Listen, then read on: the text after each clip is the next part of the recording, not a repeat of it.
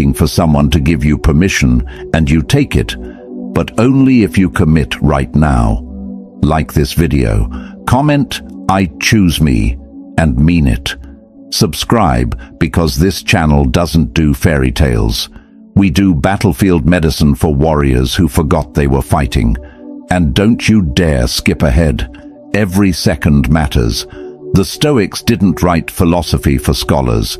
They wrote survival manuals for people in the arena, people bleeding, people terrified, people who had to find strength they didn't know they had. You're in the arena right now. Stop fighting alone. Let's go. Number 1. You're not depressed, you're domesticated. Strange title, I know, but stay with me. Think about wild animals for a moment. They don't get depressed in nature. They don't lie awake wondering if they're living their purpose. They don't compare themselves to other wolves or eagles or bears. They just are. They hunt when hungry, rest when tired, play when playful, fight when threatened, live completely in sync with their nature. Now think about zoo animals. Elephants swaying back and forth, big cats pacing the same path endlessly, parrots pulling out their own feathers. These aren't different animals. They're the same animals in unnatural conditions. They're not sick. They're responding perfectly normally to an environment that contradicts everything they're designed for. You are the elephant swaying, the cat pacing, the parrot self-destructing. You wake up to an alarm that jolts you out of sleep. Your body's natural rhythm doesn't matter. You eat lunch at noon whether you're hungry or not, because that's when lunch happens. You work 8 hours straight, even though human attention naturally cycles every 90 minutes. You force yourself to be productive when your body wants rest, social when your spirit needs solitude, still when everything in you wants to move. And then you wonder why you feel off, why nothing feels quite right, why you're exhausted even though you didn't do anything. You're not lazy, you're not broken. You're a wild thing trying to survive in captivity, and it's making you sick. The philosopher Diogenes lived in a barrel and owned nothing. People called him crazy, but he once said to Alexander the Great, the most powerful man alive, "Stand out of my sunlight." He refused to be domesticated by anyone's expectations, not society's, not emperors, not even common senses. And he was, by all accounts, perfectly content. You don't need to live in a barrel, but you do need to ask yourself, what parts of my life am I living because they're actually mine? And what parts am I performing because I've been trained to? That job you hate but keep because it's stable. Who taught you to value stability over aliveness? That relationship you maintain out of obligation. Who said your duty to others supersedes your duty to yourself? Those hobbies you abandoned because they weren't productive. When did joy require justification? Here's a small experiment. Tomorrow, do one completely impractical thing purely because it brings you alive. Sing loudly while making breakfast. Take a different route to work just to see something new. Laugh at something that's not even funny. Talk to yourself. Dance badly. Do something that would make a well-adjusted adult uncomfortable, but would make a wild, free version of you smile. Notice what happens, not just externally, but inside. That little spark, that feeling of, this is silly but I like it. That's your wild self, still alive under all the domestication, still waiting for permission to come out. The loneliness makes sense too. You can't connect authentically while performing a domesticated version of yourself. You're introducing people to a character you're playing, not the person you actually are. And characters can't form real friendships. They can network. They can maintain pleasant acquaintance, but they can't truly know or be known. What would your wild self do? Not the irresponsible version, not the self-destructive version, but the version of you that hasn't been trained, hasn't been tamed, hasn't learned to suppress every inconvenient impulse or desire. That version is still in there, still valid, still worthy of consideration. Start small. Reclaim one part of your day from the script you've been following. Maybe it's breakfast. Eat when you're actually hungry, not when the clock says to. Maybe it's your morning routine. Do what energizes you instead of what you should do. Maybe it's simply noticing when you're performing versus when you're being. You're not depressed, you're caged. And cages, even comfortable ones, even ones you've built yourself, will always make wild things sick. Type it below if you're claiming your power today. I choose aliveness over approval. Number 2, the addiction nobody talks about. You're addicted to suffering, not because you enjoy it, but because it's become your identity, your excuse, and your safety net, all rolled into one familiar hell. And the scariest part, you don't even realize you're choosing it. There's a story about the Stoic philosopher Chrysippus. When he lost all his possessions in a shipwreck, he simply said, "Fortune wants me to philosophize with fewer distractions." Not toxic positivity, not denial, just a man who refused to let circumstances write his story. But you've made your circumstances into a monument. You've built an altar to your pain, and you visit it daily. Listen to how you introduce yourself, even just to yourself. I'm someone who struggles with depression. I'm not good at relationships. I've always been anxious. These aren't descriptions, they're declarations. They're identities you're protecting. Because if you're not the person who struggles, who are you? Here's the uncomfortable truth. Your suffering has become useful. It explains why you haven't achieved what you wanted. It justifies staying small. It protects you from trying and failing. It gives you something to talk about, to bond over, to hide behind. And some part of you knows that if you let it go, you'd have to face the terrifying possibility that maybe you're not limited. Maybe you're just scared. Think about how much time you spend rehearsing your pain, replaying conversations that hurt you, scrolling through old photos of better times, telling the story of what went wrong again and again, researching your symptoms, reading about others who feel like you do. You're not seeking solutions. You're seeking confirmation. See, it really is that bad. I'm not making it up. Nobody said you're making it up, but you are maintaining it. Every time you identify with your suffering instead of observing it, every time you make decisions based on protecting your wounds instead of honoring your potential, every time you choose the familiar pain over the unfamiliar possibility of feeling better. Here's what addiction looks like with suffering. You feel bad, so you consume content about feeling bad, which makes you feel worse, which validates your original feeling, which makes you consume more. You're not seeking help. You're seeking company in your misery. And algorithms know this. They feed you more of what keeps you scrolling, not what sets you free. What if your pain isn't a personality? What if it's just pain? Present sometimes, absent others, weather that passes through, not climate you live in. What if you could acknowledge it without centering your entire existence around it? Try this. Go one full day without mentioning your struggles, not to others, not to yourself. Notice how often you want to. Notice the impulse to explain yourself through your difficulties. Notice how strange it feels to just exist without your suffering as context.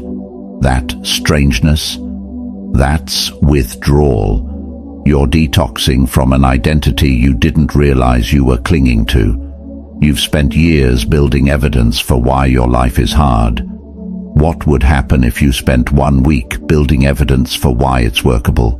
Not perfect, not easy, just workable. Notice moments of ease. Catalogue small wins. Acknowledge when things go right, even mundanely. Train your attention toward possibility instead of constantly scanning for proof of your limitations. This isn't about lying to yourself. It's about telling yourself the whole truth instead of only the painful parts. Yes, things are hard sometimes, and also you're still here. And also you've survived every bad day so far. And also there are moments, however brief, when the weight lifts. Those moments count too. Why do you keep discounting them? The most radical thing you can do is stop making suffering your baseline. Stop treating joy as the exception that needs explanation and pain as the default that just is. What if you're not a depressed person having occasional good moments? What if you're a whole person experiencing various states, depression being just one of many? Language matters. Identity matters. The stories we tell about ourselves become the lives we live. You've been telling a story where you're broken, stuck, fundamentally lacking something others have. What if you told a different story? Not a fake one, a true one, where you're struggling right now, yes, but also learning, also growing, also capable of change. Your suffering is real, your pain is valid, but it's not your master unless you keep bowing to it.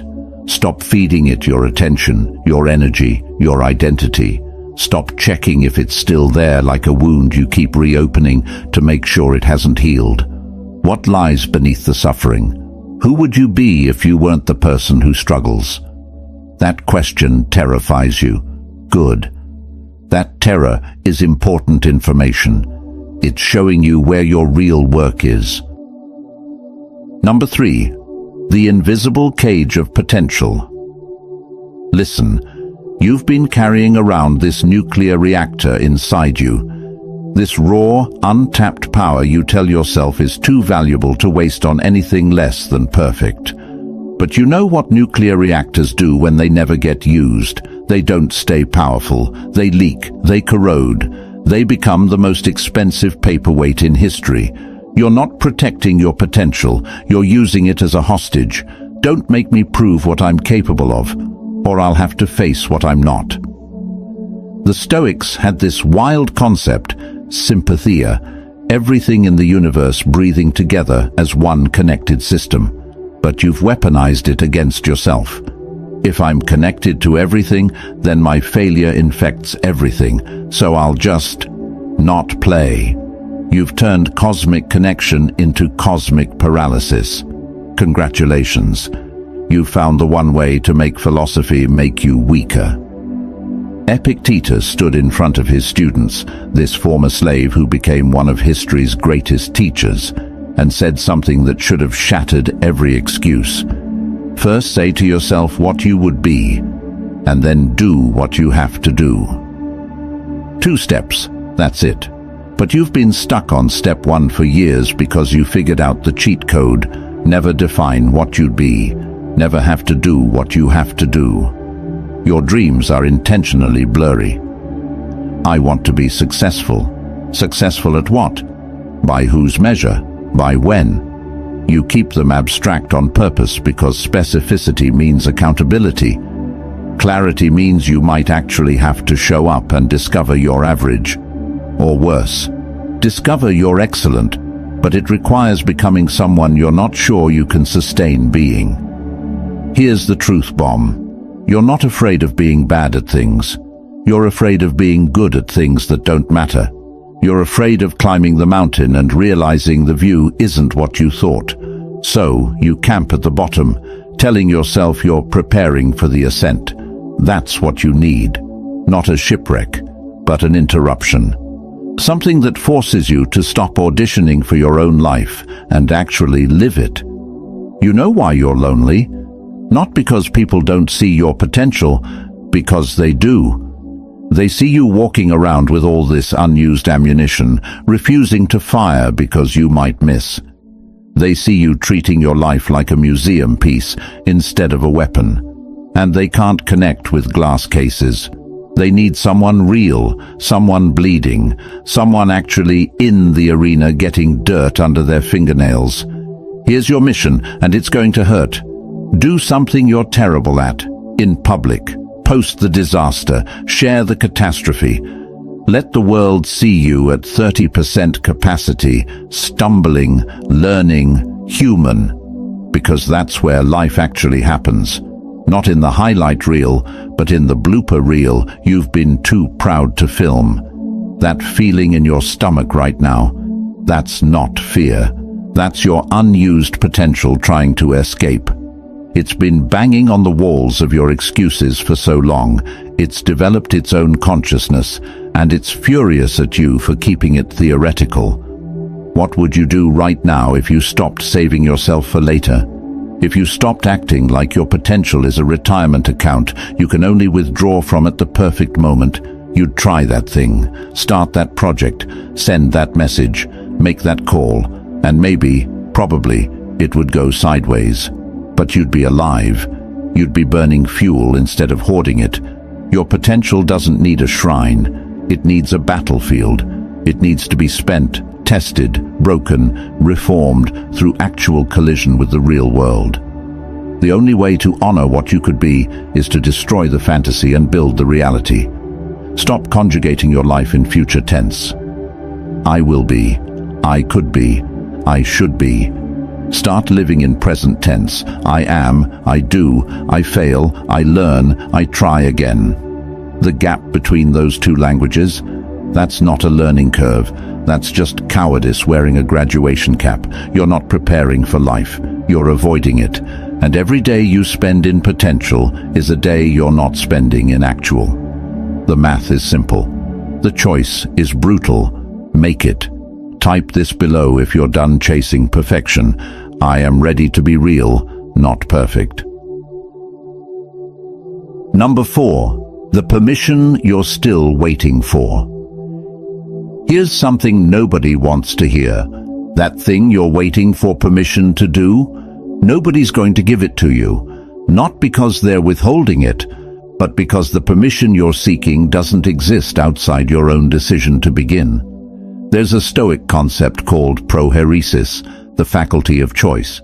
Epictetus considered it the only thing truly within our control. Not outcomes, not other people's reactions, just our choice to act or not act. But you've outsourced your prohairesis. You've given your power of choice to everyone except yourself. You're waiting for your parents to finally say they're proud, for your partner to give you the green light, for your boss to recognize your value, for the universe to send a sign, for circumstances to align perfectly, for someone, anyone, to tell you, yes, you're allowed now. You can start living. But think about who you're actually waiting for. Your parents are trying to figure out their own lives. Your partner is dealing with their own fears. Your boss is managing their own pressures. The universe is indifferent. Nobody is sitting around thinking about whether you have permission to pursue your dreams. They're all too busy seeking permission for their own. What are you actually waiting for? Break it down. When you say, I'll do it when I'm ready, what does ready look like? When you say, I'll start when the time is right, what would make the time right? When you say, I need support first, whose support specifically, and what would they need to say or do? You can't answer those questions concretely because you've kept them deliberately vague. If you defined what you're waiting for, you'd realize either it's never coming or it's already here and you've been ignoring it. So you stay in waiting mode, safe, stuck, slowly calcifying. The depression you feel has a name: learned helplessness. It's what happens when you've spent so long believing you can't act without external permission that you've forgotten you ever had agency. You've practiced powerlessness until it became your default state. And now, even when doors open, you don't walk through them because you're still waiting for someone to explicitly tell you it's okay. Here's the secret nobody tells you. Everyone is faking it. Everyone feels unauthorized. Everyone is making it up as they go. The people you admire who seem so confident and certain. They started before they felt ready. They acted without permission. They decided their own authorization was enough. That artist you follow posted their work when it felt too raw to share. That entrepreneur started their business while everyone said it was too risky. That person living the life you envy made choices that terrified them without waiting for anyone to say it was okay. The only difference between them and you is they moved before they felt permitted. Try this. Make a list of everything you're waiting for permission to do. Then next to each item, write whose permission you're seeking. Then ask yourself honestly, what would they actually need to say or do for you to feel permitted? Most of the time you'll realize there's no actual answer. You're waiting for a feeling that can only come from doing the thing, not before it. You're waiting to feel confident before you speak up. But confidence comes from speaking up scared and surviving it. You're waiting to feel worthy before you pursue what you want. But worthiness comes from honoring your desires enough to try. You're waiting to feel ready before you start. But readiness comes from starting before you're ready. What would you do today if you gave yourself permission? Not recklessly, not without consideration, but genuinely. If you decided that your own authorization was sufficient, what would change? You'd probably send that message, start that project, end that situation, begin that conversation, make that investment in yourself. Take that risk you've been calculating for years. Do the thing you've been researching and planning and preparing for without ever actually doing. Here's what'll happen. It probably won't go perfectly. You'll make mistakes. You'll feel like an imposter. You'll wonder if you were wrong to start without proper permission. Good. That discomfort is growth. That uncertainty is courage. That fear is proof you're doing something that matters. Give yourself permission to be exactly who you are, to want what you want, to try what you want to try, to fail, learn, grow, and try again. Nobody else can give you this. Nobody else is coming. The permission you're waiting for is the permission you've been withholding from yourself. Start today. Not perfectly, not with everyone's blessing. Just start. Begin before you're ready. Act before you feel authorized. Live before you feel permitted. Because the only permission that matters is the permission you've had all along, the choice to choose. Claim your fresh start. Write this below. I give myself permission to begin. Number 5. The grief nobody sees. You're grieving something nobody around you recognizes as a loss. There's no funeral for the person you didn't become, no memorial for the life you imagined, no condolences for dreams that died quietly while you were being practical. But the grief is real, and it's drowning you. The Stoics talked about apatheia, not absence of feeling but freedom from destructive emotions. But they never said grief wasn't valid. They understood that some losses deserve to be felt, not just philosophically managed. Your grief looks like depression because nobody taught you it was grief. It feels like emptiness because you're mourning something that never was.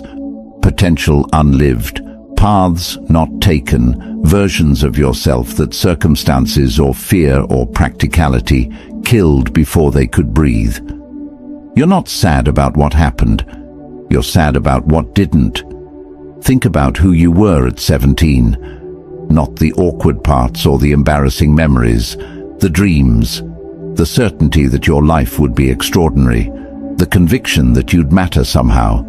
The belief that the real you would eventually emerge and everyone would finally see. What happened to that person? They died slowly. Not in one dramatic moment, but across 1,000 small surrenders. Each time you chose safety over authenticity.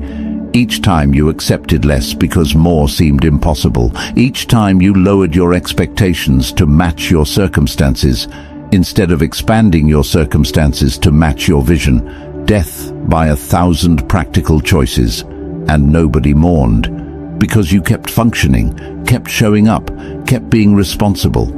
On the outside you were fine, just maturing, getting realistic, growing up. On the inside, You were watching yourself become someone you never wanted to be. And the gap between those two realities is where the grief lives. Real acceptance doesn't mean you don't grieve what could have been. It means you grieve it fully and then decide what to do with what is.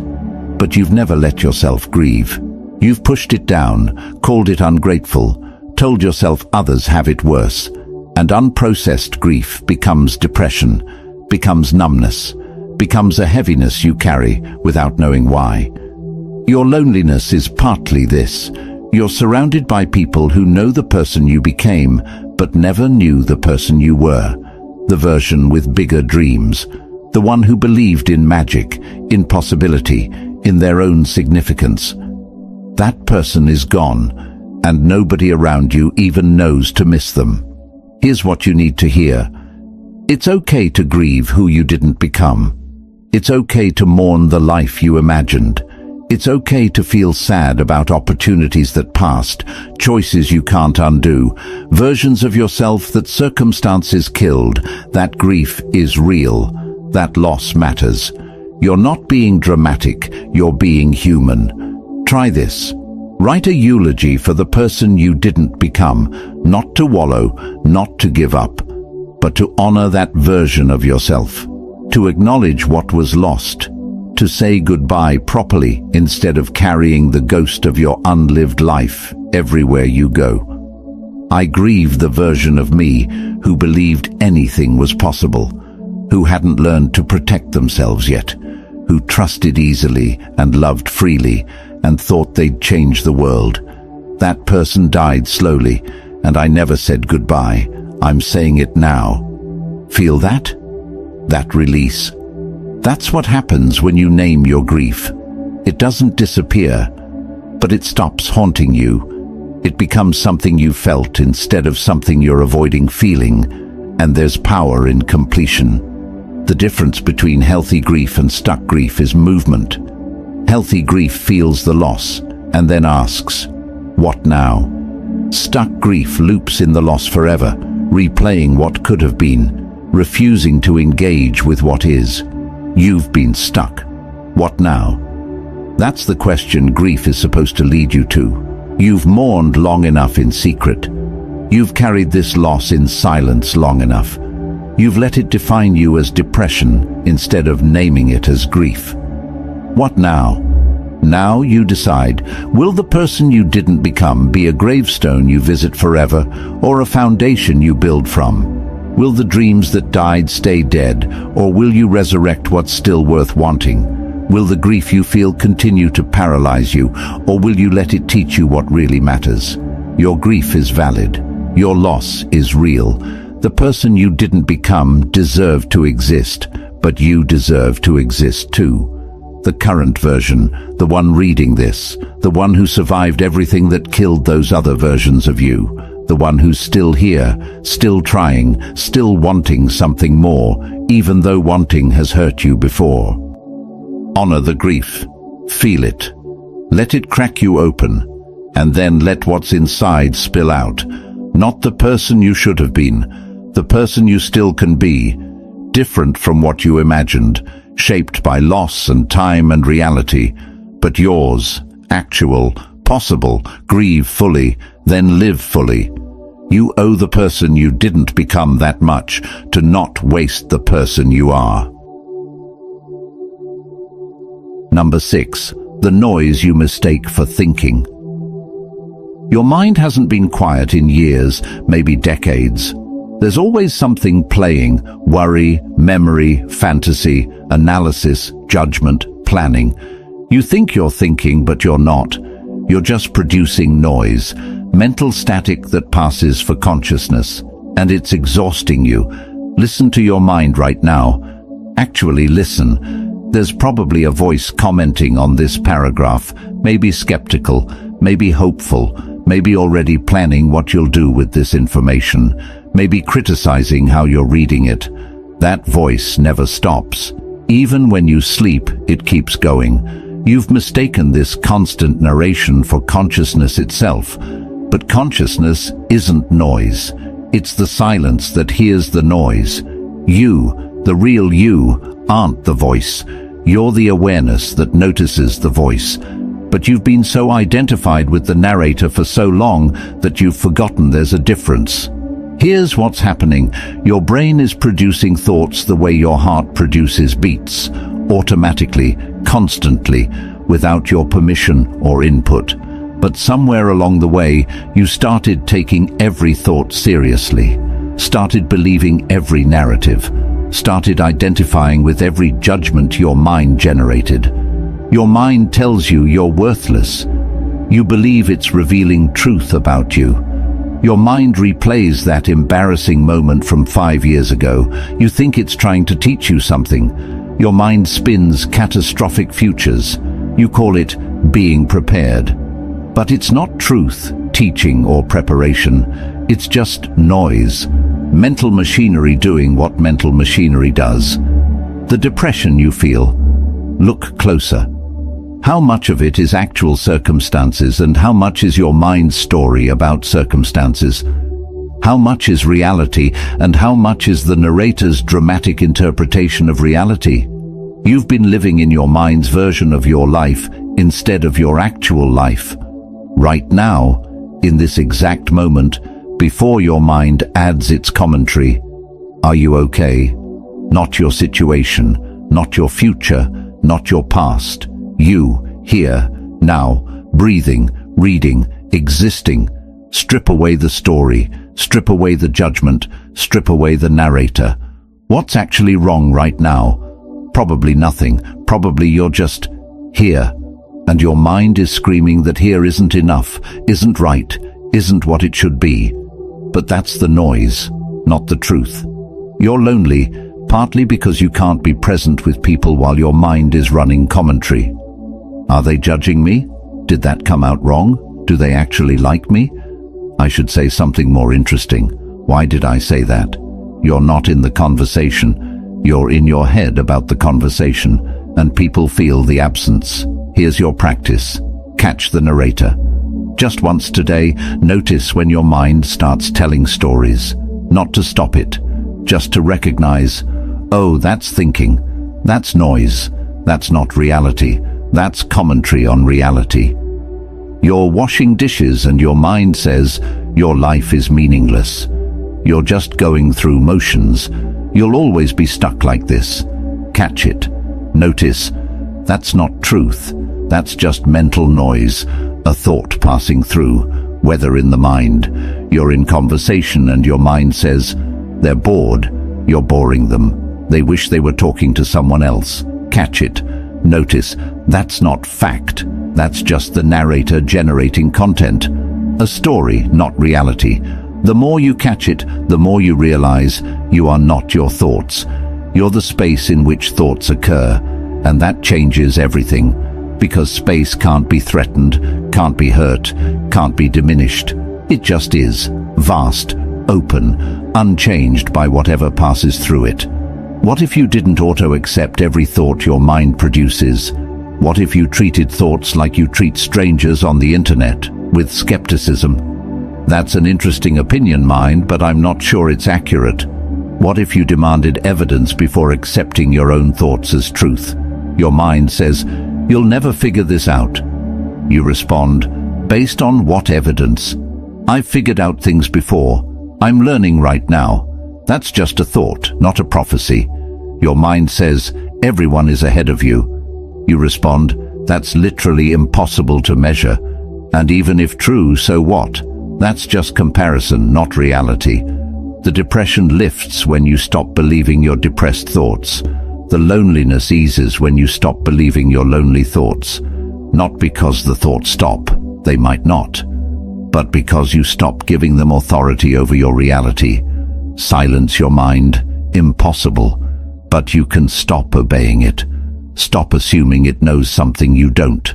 Stop treating it like an authority instead of what it is, an organ generating content, most of it repetitive, much of it inaccurate, all of it optional to believe. The real you, the awareness beneath the noise, has been waiting, quiet, patient, unchanging, while your mind has been producing its endless drama. That awareness is still there, still untouched by every thought you've ever had, still whole, still here. Find it, in the gap between thoughts, in the silence before your mind fills it with commentary, in the space that notices the noise without being the noise. That's you. That's home. That's the place from which everything becomes workable. Stop living in your mind's version of your life. Start living your actual life. It's quieter here, simpler, more real, and you've been welcome here all along. Number 7. The choice you make every morning. You wake up and within 3 seconds you've already decided.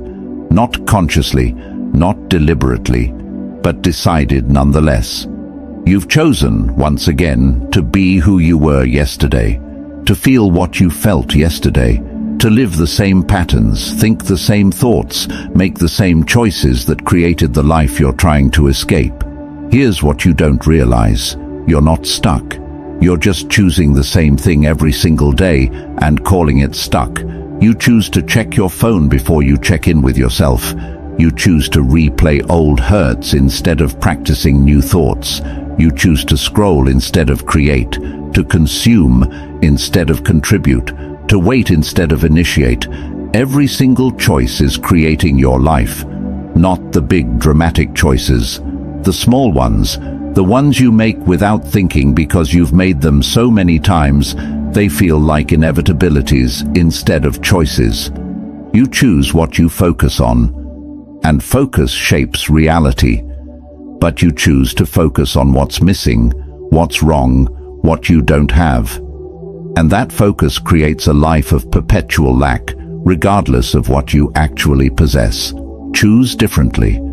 Tomorrow morning, before your feet hit the floor, ask yourself, who do I want to be today? Not who you should be, not who you were yesterday, who you want to be, and then make one choice that honors that person. Maybe that person doesn't scroll for 30 minutes before getting out of bed. Maybe that person speaks to themselves kindly. Maybe that person takes a walk, writes 3 pages, reaches out to one person. One choice. That's all it takes to begin being someone different. Your depression is partly a choice, not the chemical part, not the circumstances, but the decision to keep thinking the thoughts that